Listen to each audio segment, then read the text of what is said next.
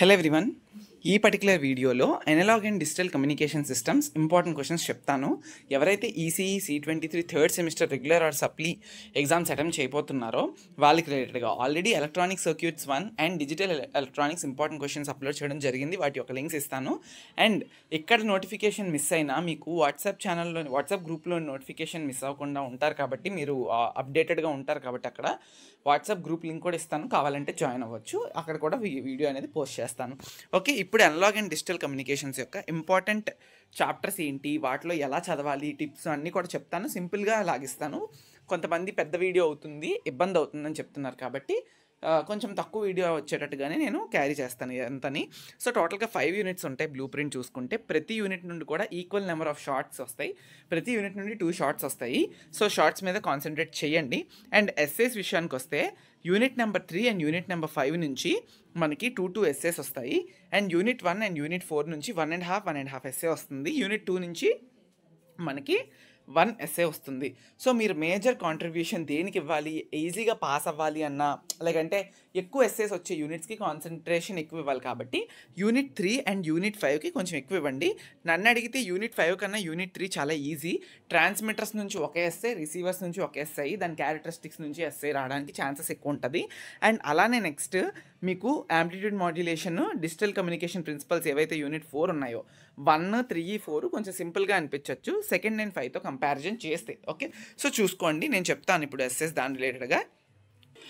మీ దగ్గర కనుక ఈ analog and digital communication systems రిలేటెడ్గా కానీ స్టడీ మెటీరియల్ కానీ ఆర్ఎల్స్ ఈ అనలాగ్ అండ్ డిజిటల్ కమ్యూనికేషన్ అనే కాదు, డిజిటల్ ఎలక్ట్రానిక్ కానీ EC1 కానీ నెట్వర్క్ అనాలిసిస్ కానీ ప్రోగ్రామింగ్ ఇన్ CN MATLAB ఏవైతే థర్డ్ సెమిస్టర్లో దేని రిలేటెడ్ నోట్స్ లేకపోయినా మన BSDVP అకాడమీ యాప్లోని చూసారు కదా, ప్రతి ఒక్క దానికి కూడా మీకు అయితే స్టడీ మెటీరియల్ అవైలబుల్గా ఉంది.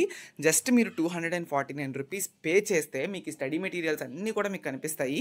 నీట్గా ప్రతి ఒక్కటి కూడా వెయిటేజ్తో పాటు 3 marks short answer questions along with 3 marks short answers కూడా, ఎక్స్ప్లెనేషన్స్ కూడా ఉంటాయి. 10 మార్క్స్ ఇంపార్టెంట్ షార్ట్ ఎస్సేస్ ఉంటాయి విత్ ఓన్లీ క్వశ్చన్స్. అండ్ ఎప్పుడు కాన్సెప్ట్ వైజ్గా మీకు అయితే డీటెయిల్స్ అయితే ఉంటాయి. ఎక్కడ కూడా మీకు ఇలా దొరకవు. నీట్గా అన్ని ప్రిపేర్ చేయడం జరిగింది. ఈక్వేషన్స్ చూసారు కదా, యూనిట్ 1 రిలేటెడ్గా ఇది. అండ్ అలానే 3 మార్క్స్ క్వశ్చన్స్ అండ్ దానికి రిలేటెడ్గా డీటెయిల్డ్ ఆన్సర్స్ ప్రతి దానికి కూడా. మీ దగ్గర కనుక ఒకవేళ స్టడీ మెటీరియల్ లేదు, టెక్స్ట్ బుక్ లేదు, నోట్స్ రాసుకోలేదు అనుకుంటే మీరు హరీ అవ్వకుండా డైరెక్ట్గా మీరు కావాలి అనుకుంటే ఈ మెటీరియల్స్ ఏవైతే ఉన్నాయో థర్డ్ సెమిస్టర్ రిలేటెడ్గా BSDVP వెబ్సైట్ నుంచి కానీ BSDVP అకాడమీ యాప్ కానీ డౌన్లోడ్ చేసుకొని మీరైతే C23 స్టడీ మెటీరియల్స్ని పర్చేస్ చేయొచ్చు. అదైతే నేను చెప్పాలనుకుంటున్నాను. ఇప్పుడు ఇంపార్టెంట్ క్వశ్చన్స్ చెక్ చేద్దాం. సో ఆల్రెడీ మనం చూసాం యూనిట్ 1 నుంచి 2 షార్ట్స్ వస్తాయి అండ్ 1.5 ఎస్సే వస్తుంది. సో ఇందులో మనకి మెయిన్గా ఇంపార్టెంట్ ఎస్సే ఏంటో చెప్తాను. చాలా ఇంపార్టెంట్. అది బేసిక్ ఇంపార్టెంట్ ఎస్సే. అది ఏంటంటే 1.1 basic elements of communication system with block diagram. And ఇప్పుడే నేను ప్రతి ఆన్సర్కి మళ్ళీ డీటెయిల్డ్గా నేను ఎక్స్ప్లెనేషన్స్ ఇవ్వలేను. సమ్ టిప్స్ ఉన్నాయి analog and digital communication systems pass అవ్వడానికి. ఏంటి అంటే మీరు చాలా క్లియర్గా ఫస్ట్ ఏం చేయాలి అంటే analog and digital communication systems pass అవ్వడానికి ఏవైతే ఇప్పుడు నేను చెప్పే ప్రతి ఇంపార్టెంట్ క్వశ్చన్స్ ఉంటాయో వాటి రిలేటెడ్గా ఎస్సైస్ అయితే బ్లాక్ డయాగ్రామ్స్ ఉంటాయి. ఆ బ్లాక్ డయాగ్రామ్స్ ప్రతి ఒక్కటిని కూడా ఒక వైట్ నోట్స్ తీసుకొని ఆ నోట్స్లోని నేను చెప్పే ప్రతి ఎస్సే, ప్రతి యూనిట్ నుండి 3-4 చెప్తాను. 5 యూనిట్స్కి ఒక 20 ఎస్సేస్ అయ్యాయి అనుకోండి. ఆ 20 ఎస్సేస్ని కూడా ఒక 1 డే స్పెండ్ చేసి ఎగ్జామ్ కన్నా ముందే నీట్గా బ్లాక్ డయాగ్రామ్స్ని డ్రా చేసుకోండి.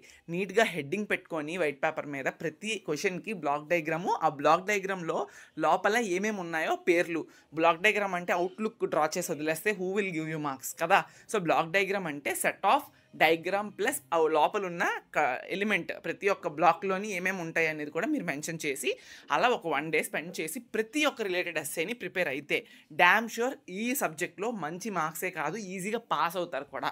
ఫస్ట్ టార్గెట్ ఈజీగా పాస్ అవడానికి, second target getting a good marks. కాబట్టి ఈ 2 టార్గెట్స్ని మీరు అచీవ్ చేయాలి అంటే మీరు చేయాల్సిన పని ప్రతి ఒక్క బ్లాక్ డయాగ్రామ్ని కూడా నీట్గా ఒక పేపర్ మీద డ్రా చేసుకోండి.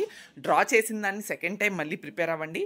ప్రిపేర్ అయిన తర్వాత మళ్ళీ ఎగ్జామ్కి ముందు ఒక్కసారి ప్రతి ఒక్కటి కూడా జస్ట్ అలా రివైజ్ చేయండి, మీకే అర్థమవుతుంది. అదే షార్ట్స్ విషయానికి వస్తే నేను చెప్పే ప్రతి షార్ట్ కూడా మీరు మినిమం 3 to 5 పాయింట్స్, నేను మళ్ళీ చెప్తున్నాను, నేను చెప్పే ప్రతి షార్ట్ కూడా మినిమం 3 మ్యాక్సిమం 5 పాయింట్స్ పాయింట్ వైజ్గా పేరాలు రాసివద్దు. మినిమం 3 to 5 పాయింట్స్ని నోట్స్లోని రాసుకోండి, రన్నింగ్ నోట్స్ రాసుకోండి.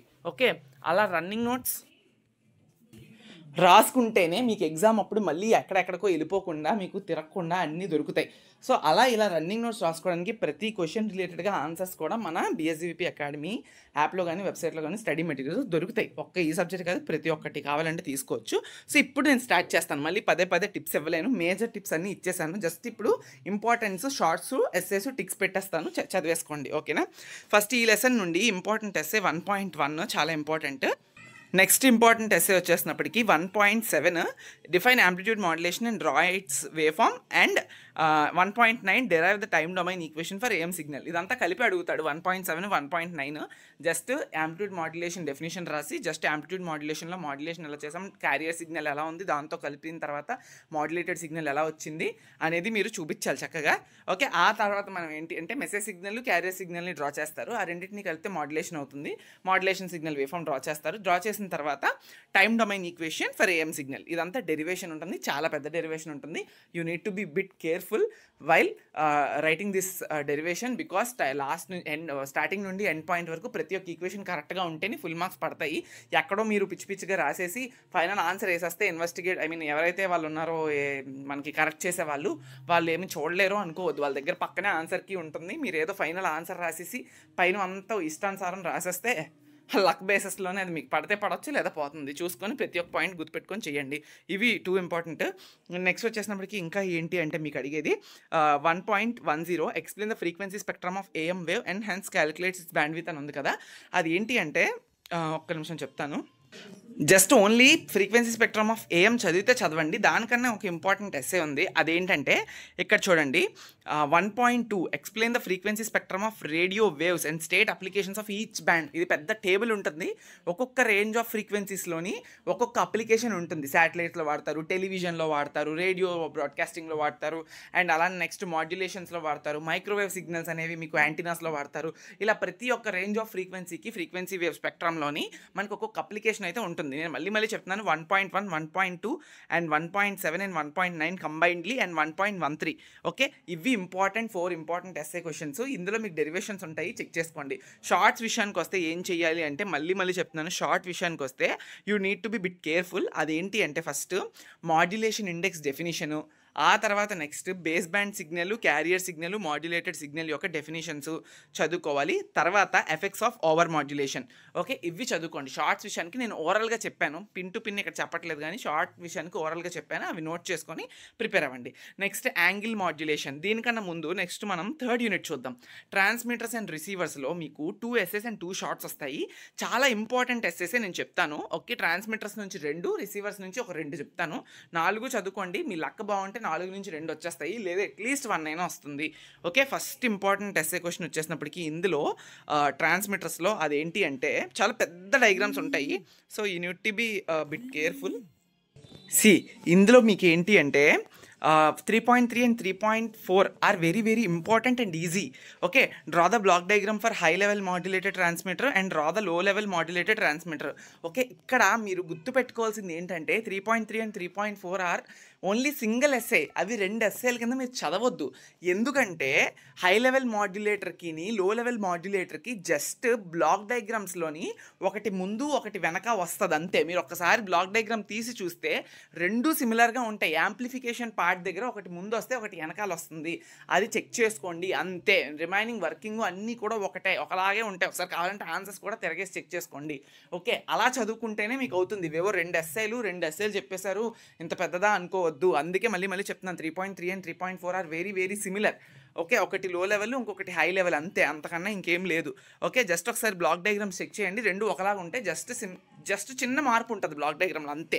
సో ఆ 2 పక్కాగా చదవాలి.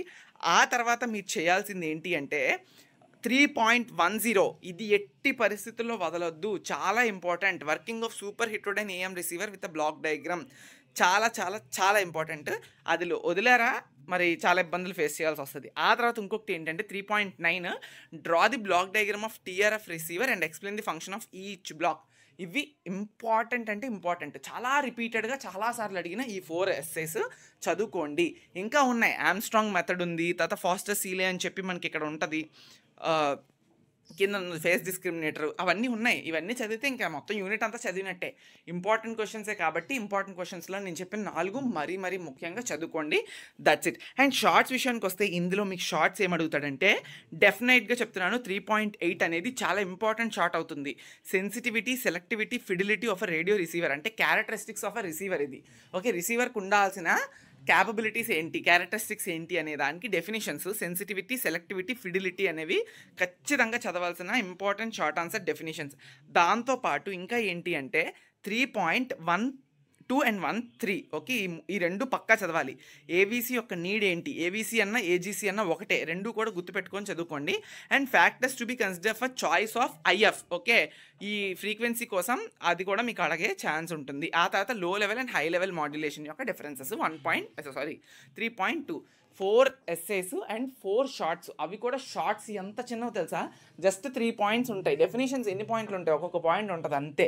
That's it. ఈ లెసన్ని అస్సలు వదులుకొని నెగ్లెక్ట్ చేసుకోవద్దు. నెక్స్ట్ వచ్చేసినప్పటికీ 5th యూనిట్ చెప్తాను, డిజిటల్ మాడ్యులేషన్ టెక్నిక్స్. ఇవి మనకి 2 షార్ట్స్ అండ్ 2 ఎస్సేస్ కదా. ఇందులో we have 5th unit difficult అనే చెప్పొచ్చు, ఎందుకంటే సిలబస్ చాలా ఎక్కువగా ఉంది. సో దీన్ని మీరు కొంచెం ఎక్కువ కష్టపడి చదవాలి. 2 ఎస్సేస్ వస్తాయి కాబట్టి సిలబస్ మాత్రం అమాంతం చాలా ఎక్కువగా ఉంది. సో నేను చెప్పడానికి ట్రై చేస్తాను, అవి చదువుకోవడానికి మీరు కూడా ట్రై చేయండి. ఓకే, ఇందులో మీకు ఫస్ట్ ఏం అడగొచ్చు అంటే ఎక్కువ ఇంపార్టెంట్గా సిఆర్ 5.17. ఓకే, అది బాగా చదువుకోవడానికి ట్రై చేయండి. తరువాత ఏం చేస్తారంటే నా సిన్సియర్ సజెషన్ ఏంటి అంటే ఏఎస్కే, ఎఫ్ఎస్కే, పిఎస్కే ఏవైతే ఉన్నాయో ఏఎస్కే, ఎఫ్ఎస్కే, పిఎస్కే ఇక్కడ ఇచ్చిన ప్రకారంగా చదవండి, కొత్తగా ఏం చదవద్దు. అదేంటి అంటే first ASK amplitude, frequency, face shift keying techniques యొక్క డెఫినేషన్స్ చదువుకోండి. మళ్ళీ చెప్తున్నాను, ఏఎస్కే, ఎఫ్ఎస్కే, పిఎస్కే యొక్క డెఫినేషన్స్ చదువుకోండి. చదువుకున్న తర్వాత కంపారిజన్ చదవండి, ఒక ప్రాసెస్లో వెళ్ళండి. ఏఎస్కే, ఎఫ్ఎస్కే, పిఎస్కే డెఫినేషన్ చదువుతారు. చదివిన తర్వాత కంపారిజన్ టేబుల్ ఉంటుంది, మీరు గూగుల్లోకి వెళ్ళి సెర్చ్ చేసినా మీకు దొరుకుతుంది. చాలా కంపారిజన్ టేబుల్స్ మీకు కనిపిస్తాయి. ఆ కంపారిజన్ టేబుల్ మీరు చదువుకోండి. ఓకే, కంపారిజన్ టేబుల్ చదివితే ఆ కంపారిజన్ టేబుల్లో మీకు చాలా తెలుస్తాయి, చాలా అంటే చాలా ఇన్ఫర్మేషన్ వచ్చేస్తుంది. దాని ద్వారా మీకు చాలా కాన్ఫిడెన్స్ వస్తుంది. ఏఎస్కే, ఎఫ్ఎస్కే, పిఎస్కే ఓకే ఇవన్నీ జరుగుతాయి ఇందులో అని చెప్పి comparison table minimum 5 to 8 points note చేసుకోండి ప్రతి ఒక్క దగ్గర. ఓకే, నోట్ చేసుకున్న తర్వాత టేబుల్ అప్పుడు మీరు చదవాల్సిన ఆన్సర్స్ ఏంటో నేను చెప్తాను వినండి. ఫస్ట్ అందులో చదవాల్సింది explain binary ASK modulator and demodulator with block diagram 5.9 and 10 కలిపే. Okay, first ASK, FSK, PSK చదివారు, దాని తర్వాత కంపారిజన్ టేబుల్ చదివారు. చదివిన తర్వాత binary ASK modulator and demodulator diagrams అనేవి చూశారు. అంతే, సింపుల్ అయిపోయింది. మాడ్యులేటెడ్, డిమాడ్యులేటెడ్ బ్లాక్ డయాగ్రామ్స్, దాంతోపాటు వే ఫామ్స్ ఉంటాయి. ఏఎస్కే మాడ్యులేటర్కి వే ఫామ్స్ ఉంటాయి, డిమాడ్యులేటర్కి వే ఫామ్స్ ఉంటాయి. ఇలా చదవండి, మీకు చాలా ఈజీగా ఉంటుంది. దాని తర్వాత ఇంకా ఏంటి అంటే మీకు చదవాల్సింది ఇందులోని 5.13 and 5.14 కలిపి చదువుకోండి. BPSK and BPSK modulator and demodulator. Okay, అంతే. ఓకే, ఇది బాగా చదువుకోండి. ఎలా చదవాలో చెప్పాను. ఫస్ట్ డెఫినేషన్స్, తర్వాత కంపారిజన్ టేబుల్స్, ఆ తర్వాత ASK modulator and demodulator block diagrams and వాటి యొక్క వే ఫామ్స్, తర్వాత ఫేస్ షిఫ్ట్ కీయింగ్ యొక్క modulator and demodulator block diagrams, వాటి యొక్క వే ఫామ్స్. అంటే టోటల్గా ఇక్కడ మీరు చదవాల్సిన ఎస్ఏలు 2, ఏఎస్కే ఒకటి అండ్ పిఎస్కే ఒకటి, modulator and demodulator block diagrams, way forms. అలా చదువుకుంటే మీకు ఈజీగా ఉంటుంది. And 4 QAM modulator with block diagram, ఇవి చదువుకోండి. ఫస్ట్ చేయాల్సింది ఇవి. ఇక్కడ నుంచి మీకు ఎక్కువ అడగడానికి ఉంటుంది. పైవి ఏవైతే మీరు చూస్తున్నారో అవి కొంచెం కష్టంగా ఉంటుంది కాబట్టి మీరు ఆ పార్ట్ని వదలొచ్చు.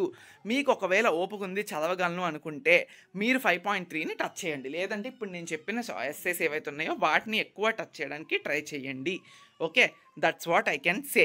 అండ్ షార్ట్స్ విషయానికి వస్తే ఏఎస్కే, ఎఫ్ఎస్కే, పిఎస్కే నుంచి ఇప్పుడు నేను ఏవైతే చెప్పానో అందులో కంపారిజన్ కానీ, డెఫినేషన్స్ కానీ, వే ఫామ్స్ కానీ షార్ట్లో ఒకటి పడవచ్చు. దాని తర్వాత ఇంకా ఏంటి అంటే మోడమ్ అంటే ఏంటి. ఓకే, నీడ్ ఫర్ మోడమ్ 5.18 అదొక చాలా ఇంపార్టెంట్ షార్ట్ అవుతుంది. అండ్ దెన్ నెక్స్ట్ వచ్చేసినప్పటికీ ఇంకా ఏంటి అంటే డేటా ఎన్కోడింగ్ అంటే ఏంటి. ఓకే, ఇవి చూసుకోండి. నెక్స్ట్ యూనిట్ 4 నుంచి కూడా మనకి 1.5 ఎస్ఏ అండ్ 2 షార్ట్స్ వస్తాయి. ఇందులో డైరెక్ట్గా చాలా ఈజీగా ఉండే ఎస్ఏ క్వశ్చన్స్ మీకు ఇక్కడే ఉన్నాయి. అదేంటి అంటే ఇంపార్టెంట్ కూడా 4.16, 4.17 ఈ రెండిట్లో డామ్ షూర్ ఒకటి పడుతుంది, చాలా ఇంపార్టెంట్. చదువుకోండి. అండ్ దెన్ ఇంకా ఎస్ఎస్ మీకు ఏంటి అంటే అడిగేది ఇందులోని పిఐఎమ్, పీడబ్ల్యూఎం, పీపీఎం ఈ 3 కూడా మీరు ఏం చేస్తారంటే జస్ట్ ఇందాక చెప్పినట్టుగానే వేవ్ ఫార్మ్స్ని వాటి యొక్క డెఫినేషన్స్ చదువుకోండి. ఇవి సరిపోతాయి ఈ యూనిట్ నుండి ఎస్ఎస్కి. ఓకే, తర్వాత మీకు 4.2 ఒకటి, తర్వాత 4.3 ఒకటి, ఓకే, 4.15 ఒకటి. ఓకే, ఇవి మీకు షార్ట్స్ కింద అడగొచ్చు, స్కోప్ ఉంటుంది. ఇందులో 4 ఎస్ఎస్ చెప్పాను అండ్ 3 షార్ట్స్ చెప్పాను, చూసుకోండి. That's it. ఇంకా ఓపుకుంటే చదువుకోండి, అంతకన్నా ఇంకేం లేదు. ఈ సెకండ్ యూనిట్ యాంగిల్ మాడ్యులేషన్ ఎక్కువ కాన్సన్ట్రేషన్ చేయక్కర్లేదు బికాస్ ఆఫ్ షార్ట్ యూనిట్. అంటే షార్ట్ యూనిట్ అంటే వెయిటేజ్ ప్రకారంగా 16 మార్క్సే వస్తుంది. బట్ ఏమో మళ్ళీ ఇందులో కూడా ఎక్కువ చదివేస్తారు చాలామంది. ఎక్కువ ఫస్ట్ మీరు ప్రయారిటీ ఇవ్వాల్సిన యూనిట్స్ నేను చెప్పాను, దాన్ని బట్టి వెళ్ళిపోండి. ఓకే, ఇందులో ఏంటి అంటే 2.16 చూడండి, 2.6లో time domain equation for FM signal చాలా చాలా important. Okay, derive time domain equation for FM signal చాలా చాలా ఇంపార్టెంట్ క్వశ్చన్ మీకు. అండ్ దెన్ వచ్చేసినప్పటికీ ఇంకా ఏంటి అంటే ప్రీ ఆంఫసిస్ అండ్ డియాంఫసిస్ చాలామంది వదిలేస్తారు. వదిలేయడం మీన్స్ ప్రీ ఆంఫసిస్ డియాంఫసిస్ ఏం వస్తుందిలే అని వదిలేస్తారు. బట్ చాలాసార్లు ఈ క్వశ్చన్ని తిప్పపెడుతుంది, అదే వస్తుంది ప్రీ ఆంఫసిస్ అండ్ డియాంఫసిస్ అనేది. సో కాబట్టి అస్సలు నెగ్లెక్ట్ చేయకుండా చదువుకోండి. ఓకే, ఆ తర్వాత 2.3లో ఉన్న frequency modulation and wave form చూసుకోవడానికి ట్రై చేయండి. ఓకే, ఇవి మీరు ఎక్కువ కాన్సన్ట్రేట్ చేసుకొని చదవండి.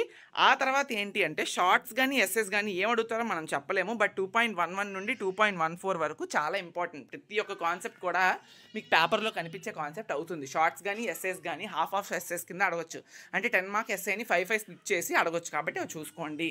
ఇది ఇంపార్టెంట్ క్వశ్చన్స్ రిలేటెడ్గా అది చెప్పాను. సో నేను ఎంత తక్కువ చెప్దాం అనుకున్నా నా దగ్గర నుంచి చాలా మీకు అయితే రావడానికి ఉంటుంది. కాబట్టి 16 మినిట్స్ అయింది వీడియో. సారీ, నెక్స్ట్ నుంచి ఇంకా